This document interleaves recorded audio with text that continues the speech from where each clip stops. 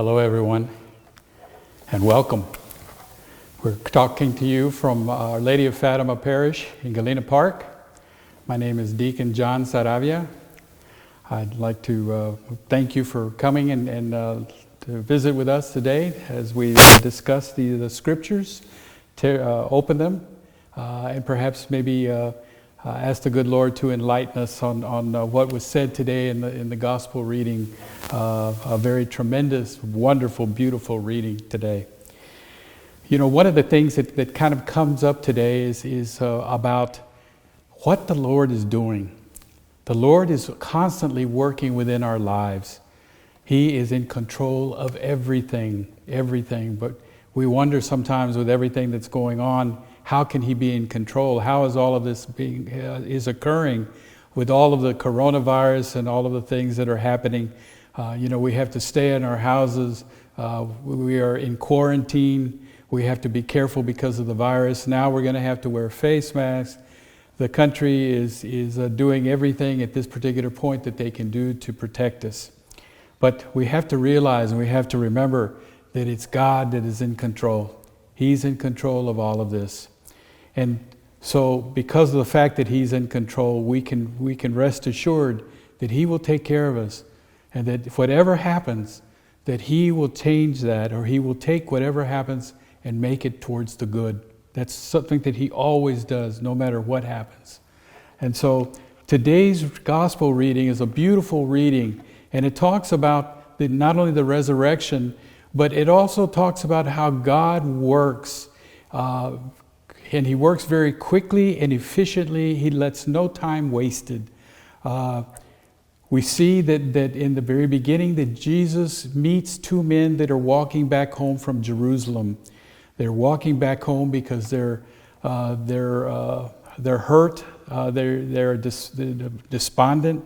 They had heard that and seen that Jesus had been crucified, and they were very, very sad because of the fact that they thought that Jesus was the Messiah. And so as they're walking, Jesus comes up to them. But you have to remember that in the gospel it says that they did not recognize Jesus.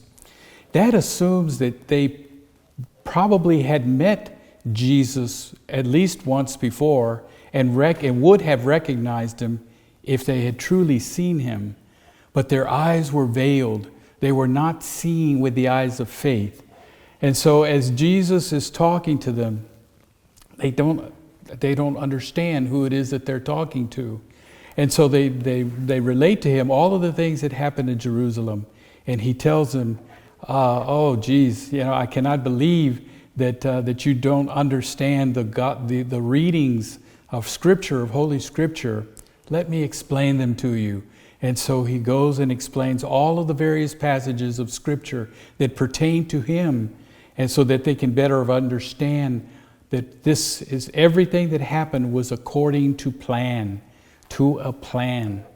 And so as they're walking back, they come to Emmaus and they sit down at the table. And Jesus then says a prayer over the meal, and it's in the breaking of the bread that all of a sudden their eyes are open and they see the very presence of Jesus in front of them, but then He disappears. The really wonderful part about this story too is the fact that the disciples say to one another, "Were our hearts not burning?" In the breaking open of the Scriptures, there was a desire that Jesus created within them, a desire for Jesus to get to know Him more, to get to know Him better, to be with Him. And that was what was accomplished in the reading of those Scriptures. And then later, as Jesus then breaks the bread and gives it to them, their eyes are open. What we see, brothers and sisters, is we see the very beginnings of what we would come to know as our Mass. The Scripture readings at the very beginning, they'd go over there and incite us to be hungry for Jesus, to want Him, to desire Him. And then when we come to communion, to truly receive Him, body and blood, soul and divinity. This was the beginnings of our Mass. So we see that Jesus had all of this already planned. There was a reason why they didn't recognize him, because he needed to go through the process of them becoming ready to receive him. That is what we are also supposed to do. Right now with the coronavirus, that we are having to change things within the church and the way that we're doing things. I believe that later that we are going to be looking at distributing communion to the outside in the parking lot. You'll have to check when that's going to occur. But the church is changing to adapt. But trust me, brothers and sisters, the teachings of the church, the teachings that were handed on from the apostles, the teachings that make us one holy and Catholic and apostolic church are not changing.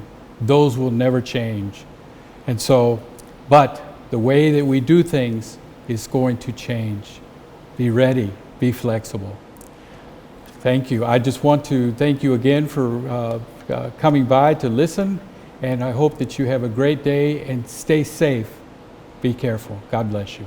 Bye-bye.